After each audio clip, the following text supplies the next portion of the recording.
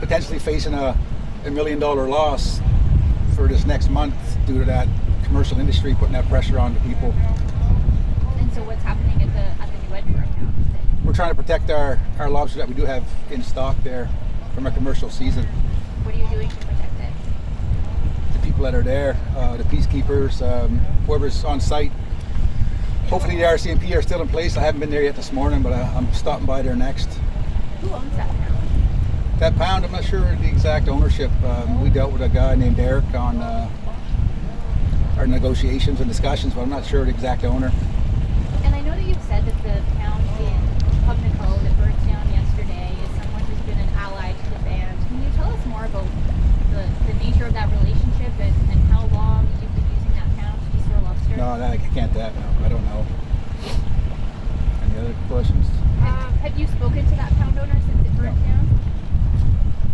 Have you heard anything about the health of the individual who's injured? I haven't heard anything, no. It's we're very concerned. We ask the police regularly for an update, and we do continue to pray, send prayers his way, and hopefully that he makes it out okay.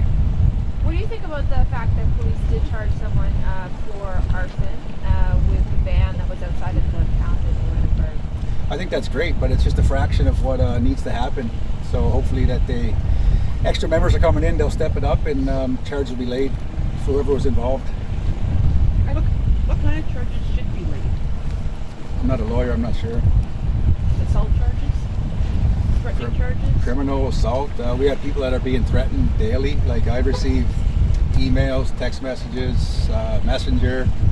Threats are there on a regular basis. And what's happening in the community? You said yesterday, people are going into restaurants, things are being said or not being treated, or are people being turned away at businesses?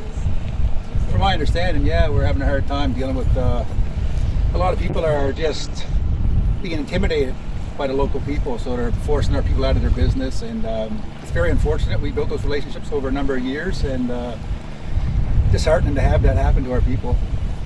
Are you considering human rights complaints? We're looking at all of our options for everything. We have a big team now that we're putting together, and we're exploring every option.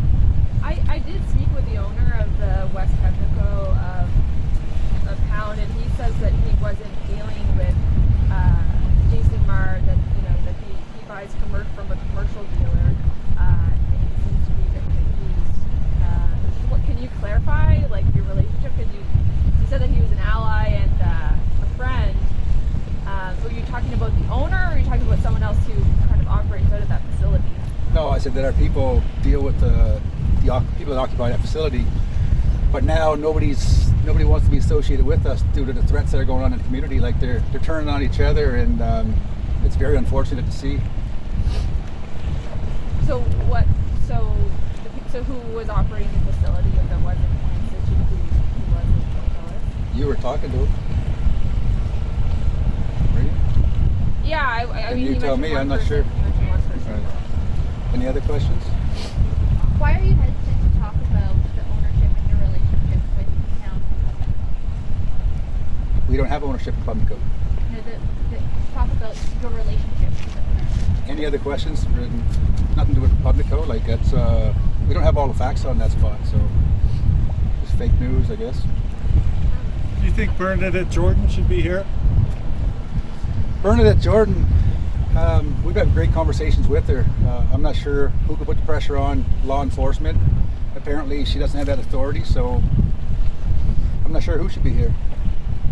You had a relationship with the union, and the gentleman quit.